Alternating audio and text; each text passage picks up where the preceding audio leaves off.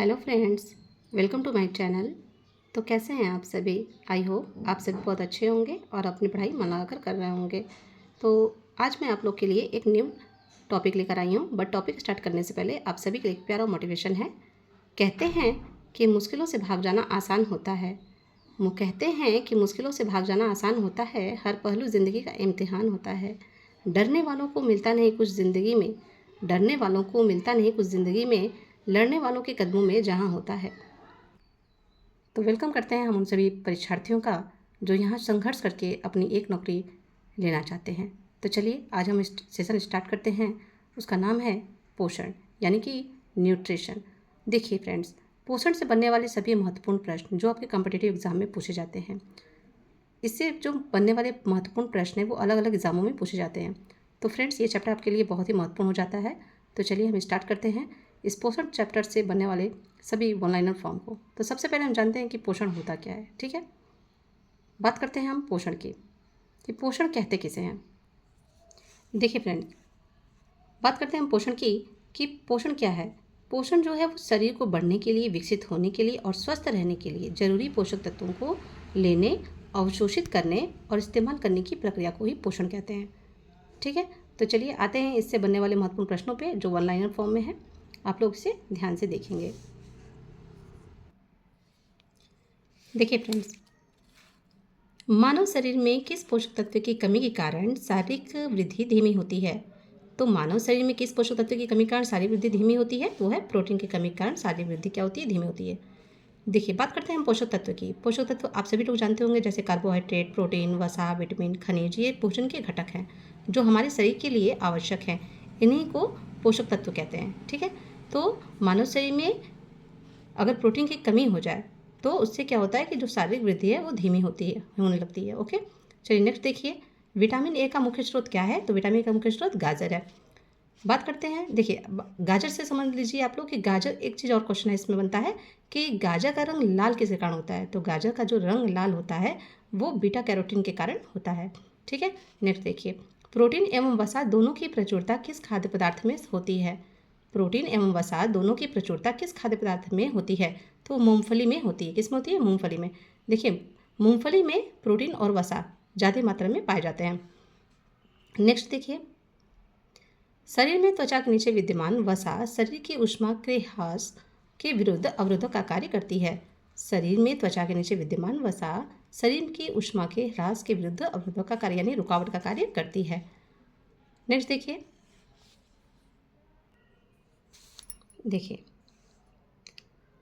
शरीर में ऊतकों का निर्माण, शरीर में ऊतकों यानी टिश्यूज का निर्माण किस पोषक तत्व से होता है? तो होता है प्रोटीन से। किससे होता है? प्रोटीन से होता है। ठीक है, बात करते हैं ऊतक की। ऊतक क्या होती है? हमने आपको इसके पहले वाले सेशन बताया था ऊतक के बारे में। चलिए हम फिर से यहाँ पे बतला देते हैं आप सभी को कि ऊतक कहते किसे हैं। किसी जीव के शरीर में कोशिकाओं के समूह को ऊतक कहते हैं। ठीक है, इससे पहले हमने एक कोशिका चैप्टर पढ़ाया था। आप लोग अगर नहीं देखे हैं तो उसको देखिएगा, तो आपको बहुत अच्छे से समझ में आएगा। ओके, तो चलिए नेक्स्ट देखिए, किस विटामिन को हार्मोन माना जाता है? किस विटामिन को हार्मोन कहते हैं? तो हार्मोन किसे कहते हैं? विटामिन डी को। विटामिन डी को क्या कहते हैं? हार्मोन कहते हैं। ओके, देखिए विटामिन डी क्या है? ये एक प्रकार का पोषक तत्व है जो हड्डियों को स्वस्थ रखने, मांसपेशियों को गति देता है और प्रतिरक्षा प्रणाली के कामकाज को बनाए रखने में ये क्या करता है? मदद करता है। कौन? Vitamin D. इसलिए विटामिन डी क्या है? बहुत ही महत्वपूर्ण है। चलिए नेक्स्ट देखिए, कौन सा एंजाइम प्रोटीनों के पाचन में सहायक है? कौन सा एंजाइम प्रोटीनों के पाचन में सहायक है? तो प्रोटीन के पाचन में कौन सा एंजाइम सहायक होता है? वो है ट्रिप्सिन। क्या होती है? ट्रिप्सिन। देखिए, बात करते हैं हम प्रोटीन की। तो प्रोटीन का पाचन कहाँ से स्टार्ट होता है हमारे शरीर में? प्रोटीन का पाचन जो पेट और छोटी आंत में होता है। ठीक है, प्रोटीन का पाचन कहाँ होता है? पेट में होता है और छोटी आंत में होता है। देखिए, पेट में गैस्ट्रिक जूस होता है जी, ठीक है, जो प्रोटीन के पाचन की शुरुआत करता है। पेट में मौजूद पेप्सिन नामक जो एंजाइम होती है वो प्रोटीन को छोटे पॉलीपेप्टाइड में तोड़ देता है। ओके, चलिए नेक्स्ट देखिए, सामान्य क्रियाशील महिला के लिए प्रोटीन की उपयुक्त दैनिक मात्रा कितनी होनी चाहिए? तो लगभग 45 ग्राम होना चाहिए। सामान्य क्रियाशील महिला के लिए प्रोटीन की उपयुक्त दैनिक मात्रा कितनी होनी चाहिए? मतलब कितनी मात्रा में प्रोटीन लेनी चाहिए? तो लगभग 45 ग्राम लेना चाहिए। और अगर स्तनपान कराने वाली महिला है, स्तनपान कराने वाली माँ है, तो उसको प्रतिदिन आहार में लगभग 70 ग्राम प्रोटीन की आवश्यकता होती है। नेक्स्ट देखिए, लार किसके पाचन में सहयोग करता है? लार किसके पाचन में सहयोग करता है? तो स्टार्च के पाचन में सहयोग करता है। ठीक है, तो लार किसके पाचन में सहयोग करता है? स्टार्च के पाचन में। देखिए फ्रेंड्स, बात करते हैं हम लोग लार की। तो जो लार ग्रंथि होती है ना, वो हमारे जो मुंह में 3 जोड़ी लार ग्रंथियाँ होती हैं, जो क्या करती हैं? वो स्टार्च एक प्रकार का जो कार्बोहाइड्रेट है उसका पाचन करती हैं। ठीक है, देखिए फ्रेंड्स, बात करते हैं हम लार की। तो जो लार होती है ना, जो लार होती है वो लार क्या करती है? लार में टाइलिन एंजाइम पाई जाती है। ठीक है, जो जटिल शर्कराओं को सरल शर्कराओं में तोड़ने में मदद करता है, और इसी को लार एमाइलेज भी कहा जाता है। ओके, इसी को क्या कहते हैं? लार एमाइलेज भी कहा जाता है। देखिए, अलसी यानी तीसी यानी कि लिनसीड किसका प्रचुर स्रोत है? तो ओमेगा 3 फैटी अम्ल का स्रोत है। नेक्स्ट देखिए, मानव शरीर में पाचन की अधिकांश क्रिया किस अंग में संपन्न होती है? तो छोटी आंत में संपन्न होती है। देखिए, मांस की तुलना में मछली को सुपाच्य और लाभदायक क्यों माना जाता है? मांस की तुलना में मछली को सुपाच्य एवं लाभदायक क्यों माना जाता है? तो बहु असंतृप्त वसा अम्ल की उपस्थिति के कारण माना जाता है। दूध किस बैक्टीरिया के कारण खराब हो जाता है? तो दूध किस बैक्टीरिया के कारण खराब होता है? लैक्टोबैसिलस नामक बैक्टीरिया के कारण दूध जो है वो खराब हो जाता है। ठीक है, ये लैक्टोबैसिलस बैक्टीरिया क्या करता है? दूध को दही में वो कन्वर्ट कर देता है। ओके, जो लैक्टोबैसिलस जीवाणु है वो क्या करता है? दूध को दही में कन्वर्ट करने का कार्य करता है।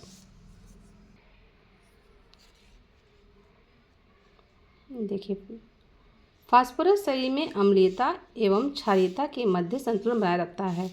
फास्फोरस शरीर में अम्लीयता एवं क्षारीयता के मध्य संतुलन बनाए रखता है। पालक के पत्तों में किस पोषक तत्व की मात्रा सबसे अधिक होती है? तो पालक के पत्तों में कौन से पोषक तत्व की मात्रा अधिक होती है? तो लौ यानी कि आयरन होता है। ठीक है, नेक्स्ट देखिए, कौन सा एंजाइम दुग्ध प्रोटीन को पचाने में सहायक होता है? तो रेनिन। रेनिन नामक एंजाइम जो होती है वो दुग्ध प्रोटीन को पचाने में सहायक होती है। मानव शरीर में विटामिन ए किस अंग में भंडारित होता है? तो वो यकृत में भंडारित होता है।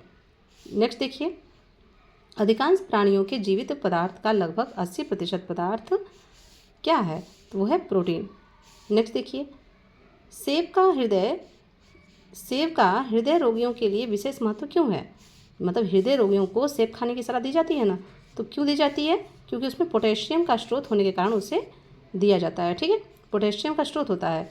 सेब में क्या पाई जाती है? अधिक मात्रा में पोटेशियम पाई जाती है, इसलिए जो हृदय रोगी होते हैं उन्हें कहा जाता है कि आप सेब का सेवन करिए। देखिए फ्रेंड्स, दूध में प्रोटीन एवं कार्बोहाइड्रेट के अतिरिक्त कैल्शियम और पोटेशियम तत्व सम्मिलित होते हैं। दूध में प्रोटीन और कार्बोहाइड्रेट के अलावा कैल्शियम और पोटेशियम तत्व क्या होते हैं? सम्मिलित होते हैं। प्रोटीन की अधिकतम मात्रा किस में पाई जाती है? तो सोयाबीन में। सोयाबीन में ज़्यादातर मात्रा में प्रोटीन पाई जाती है। अल्फा केराटिन नामक प्रोटीन शरीर के किस अंग में पाया जाता है? तो वह है त्वचा में।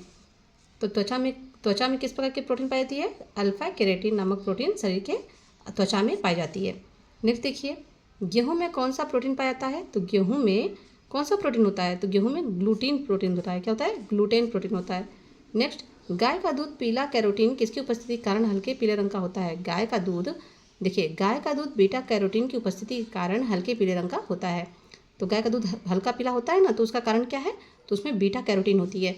नेक्स्ट देखिए, दूध का श्वेत रंग किसकी उपस्थिति के कारण होता है? जो दूध का श्वेत रंग होता है वो किसकी उपस्थिति के कारण होता है? तो उसमें कैसिन नामक प्रोटीन होती है। देखिए, किसमें विटामिन सी की मात्रा सर्वाधिक होती है? तो वो आंवला में होती है, यानी कि आंवले में विटामिन सी की मात्रा भरपूर होती है। ठीक है, तो आंवले में सबसे ज़्यादा विटामिन पाया जाता है। नेक्स्ट, विटामिन डी का प्रमुख स्रोत क्या है? विटामिन डी का प्रमुख स्रोत क्या है? तो सूर्य की किरणें। सूर्य की किरणों से हमें विटामिन डी प्राप्त होता है। नेक्स्ट, किन विटामिनों का निर्माण हमारे शरीर में होता है? किन विटामिनों का निर्माण हमारे शरीर में होता है? तो वह है विटामिन डी एवं B3। देखिए, विटामिन B3 का रासायनिक नाम क्या है? पायरिडीन 3 कार्बोक्सिलिक एसिड है। क्या है? पायरिडीन 3 कार्बोक्सिलिक एसिड है। ठीक है, नेक्स्ट देखिए क्वेश्चन, कौन सा विटामिन किसी स्वप्न को पर्याप्त अवधि तक याद रखने में सहायक होता है? तो वह विटामिन B6 होता है। ठीक है। अब विटामिन B6 का रासायनिक नाम क्या है? पाइरिडॉक्सिन। विटामिन B6 का रासायनिक नाम पाइरिडॉक्सिन। नेक्स्ट देखिए, सब्जियों से मुख्यतः हमें प्राप्त होती है, सब्जियों से हमें क्या प्राप्त होती है? तो विटामिन प्राप्त होती है, ठीक है। तो इसीलिए हमें क्या करना चाहिए? अपने प्रतिदिन आहार में सब्जियों का सेवन करना चाहिए। नेक्स्ट, एक गिलास पानी पीने में कितनी कैलोरी मिलती है? देखिए, एक गिलास पानी पीने से कितनी कैलोरी मिलती है? तो 0 कैलोरी मिलती है, यानी कि पानी से हमें कोई कैलोरी नहीं मिलती है, ठीक है। तो पानी के फ़ायदे क्या हैं? देखिए, पानी के फ़ायदे क्या हैं? पानी क्या करता है? मुंह को स्वस्थ रखता है। पानी जो है वो लार बनाने में सहायक है, ठीक है। और ये क्या करता है? दांतों की सड़न को भी कम करता है, ठीक। पानी क्या करता है? पानी दांतों की सड़न को, ये जो पानी है वो दांतों की सड़न को कम करता है, ठीक है। और पाचन तंत्र के लिए भी ज़रूरी है। शरीर के जो जोड़ों को जो चिकनाई यही प्रदान करता है, ठीक है। और वजन घटाने में मदद करता है। शरीर के अंगों में रक्त संचार को भी बेहतर करता है और शरीर को ऊर्जा देने में मदद करता है, ठीक है। तो और भोजन से जो मिलने वाली कैलोरी को बाकी अंगों तक पहुंचाने का कार्य कौन करता है? ये पानी करता है, ठीक है। तो चलिए नेक्स्ट देखिए,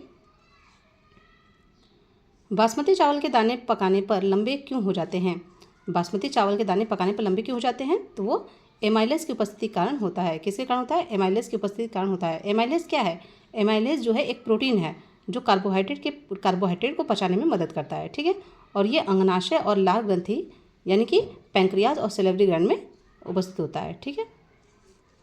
नेक्स्ट देखिए, दूध में कौन सा सैकराइड उपस्थित होता है? तो दूध में कौन सा सैकराइड होता है? तो लैक्टोज।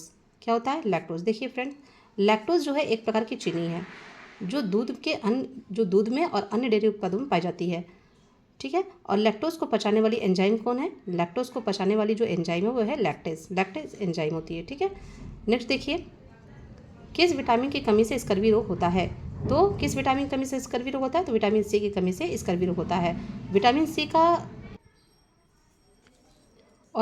का अन्य नाम क्या है? एस्कॉर्बिक अम्ल है। नेक्स्ट देखिए, हेपेटाइटिस मानव शरीर के किस अंग को प्रभावित करता है? हेपेटाइटिस मानव शरीर के किस अंग को प्रभावित करता है? तो वो है यकृत को प्रभावित करता है। नेक्स्ट, किसके संश्लेषण में विटामिन के की विशिष्ट भूमिका होती है? तो है प्रोथ्रोम्बिन। नेक्स्ट देखिए, पौधों व जंतुओं में कार्बोहाइड्रेट का संचयन किस रूप में होता है? पौधों और जंतुओं में कार्बोहाइड्रेट का संचयन किस रूप में होता है? तो है पौधों में स्टार्च के रूप में तथा जंतुओं में ग्लाइकोजन के रूप में होता है। पौधों में किस रूप में होता है? पौधों में स्टार्च के रूप में होता है और जंतुओं में ग्लाइकोजन के रूप में होता है, ठीक है। नेक्स्ट देखिए, विटामिन होते हैं, विटामिन क्या होते हैं? विटामिन आवश्यक कार्बनिक यौगिक जिनका संश्लेषण शरीर में नहीं होता है। विटामिन क्या होते हैं? ये आवश्यक कार्बनिक यौगिक होते हैं जिनका संश्लेषण शरीर में नहीं होता है।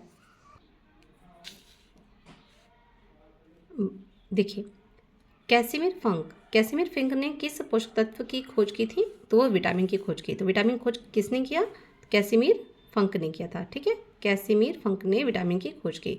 तो अक्सर क्या आप लोग सुने होंगे कि विटामिन खोज किसने की? तो फंक ने की थी। नेक्स्ट देखिए, विटामिन ए से संपन्न खाद्य पदार्थ कौन से हैं? विटामिन ए से संपन्न खाद्य पदार्थ कौन से हैं? तो वह है कॉड, यकृत तेल, शकरकंद और गाजर, पालक आदि होते हैं, ठीक है। मनुष्य में विटामिन ए की कमी से रतौंधी नामक रोग हो जाती है। मनुष्य में विटामिन ए की कमी से कौन सी रोग होती है? रतौंधी। और शारीरिक वृद्धि व भार में कमी होती है। कॉर्निया तथा त्वचा संबंधी रोग उत्पन्न हो जाते हैं। नेक्स्ट, विटामिन B12 का रासायनिक नाम क्या है? विटामिन B12 का रासायनिक नाम क्या है? तो वो है साइनोकोबालामिन। कौन है? साइनोकोबालामिन है, ठीक है। खट्टे फलों में यानी कि साइट्रस फ्रूट में कौन सा विटामिन पाया जाता है? खट्टे फलों में कौन सा विटामिन पाया जाता है? यानी कि साइट्रस फ्रूट में कौन सा विटामिन पाया जाता है? तो विटामिन सी। अब नेक्स्ट देखिए, घाव को भरने में कौन सा विटामिन सहायक है? तो विटामिन सी। किलोसिस नामक रोग किस विटामिन कमी कारण होता है? किलोसिस जो नामक रोग है वो किस विटामिन कमी कारण होता है? वो है विटामिन B2, ठीक है। और विटामिन B2 का रासायनिक नाम क्या है?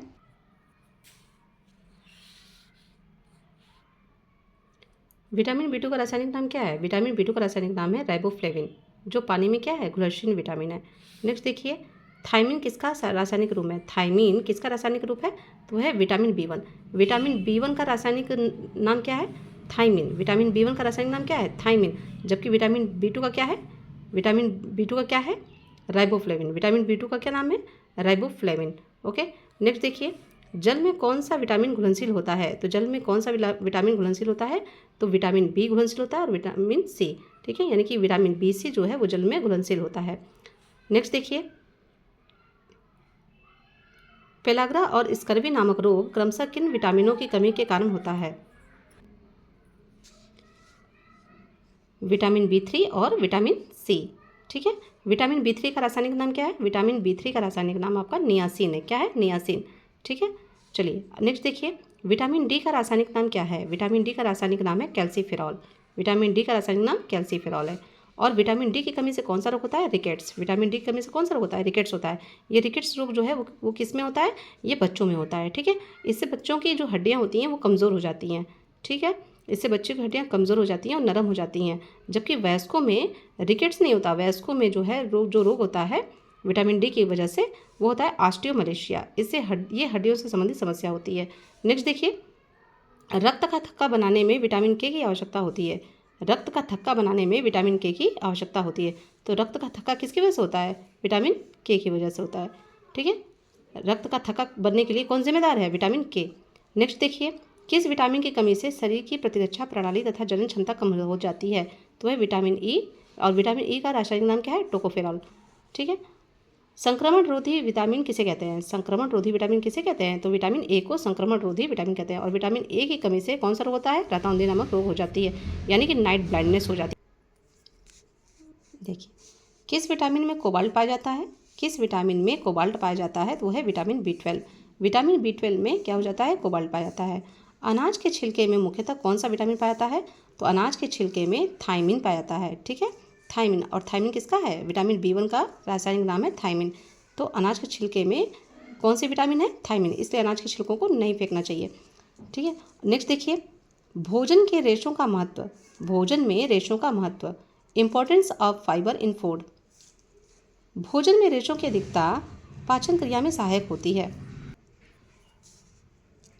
रेशे युक्त भोजन में ग्लूकोज की मात्रा कम होती है, जिससे आंतों में ट्यूमर बनने की संभावनाएं कम हो जाती हैं। ठीक है, तो ये इसके फायदे हैं। इसीलिए भोजन में क्या है? रेशे होना चाहिए।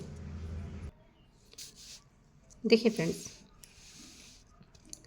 दीर्घमात्रिक खनिज है जिसको माइक्रो मिनरल्स कहते हैं। ठीक है, ये बहुत ही इंपॉर्टेंट है आप सभी के लिए, तो इसको ध्यान से देखेंगे। बात करते हैं खनिज तत्व और उसके महत्व की। देखिए, ये है कैल्शियम। कैल्शियम क्या करता है? कैल्शियम का क्या महत्व है? तो ये दांतों और अस्थियों की रचना, रुधिर स्कंदन यानी कि ब्लड क्लॉटिंग, तंत्रिकाओं एवं पेशियों के कार्य में ये महत्वपूर्ण है। नेक्स्ट देखिए, फास्फोरस। फास्फोरस जिसको पी से इंडिकेट करते हैं, ये क्या करता है? ये देखिए, दांतों और हड्डियों की रचना करने के लिए ये महत्वपूर्ण है। और अम्ल क्षार संतुलन एटीपी और डीएनए में महत्वपूर्ण है। देखिए, गंधक जिसे एस से इंडिकेट करते हैं, अनेक अमीनो अम्लों तथा कुछ हार्मोन्स एवं विटामिन का घटक है। नेक्स्ट देखिए, पोटेशियम। पोटेशियम को कैसे इंडिकेट करते हैं? अम्ल क्षार संतुलन, जल संतुलन एवं तंत्रिकाओं की कार्यकी से संबंधित है। नेक्स्ट देखिए, क्लोरीन। क्लोरीन यानी सीएल से इंडिकेट करते हैं इसे, जठर रस का अम्ल क्षार संतुलन होता है ये। नेक्स्ट देखिए, सोडियम। सोडियम यानी कि Na। सोडियम को Na से इंडिकेट करते हैं। ये देखिए, अम्ल क्षार संतुलन, जल संतुलन, तंत्रिकाओं की कार्यकीमी के लिए महत्वपूर्ण है। Next, magnesium. ग्लाइकोलाइसिस तथा एटीपी पर आश्रित अनेक उपापचयी क्रियाओं के एंजाइमों का सह घटक है ये। ओके, ये अक्सर करके मिलान करने के लिए देता है। ठीक, तो ये आप लोग इसे 2 से 3 बार देख लेंगे और ये आप लोग को अच्छी तरह से लर्न हो जाएगा।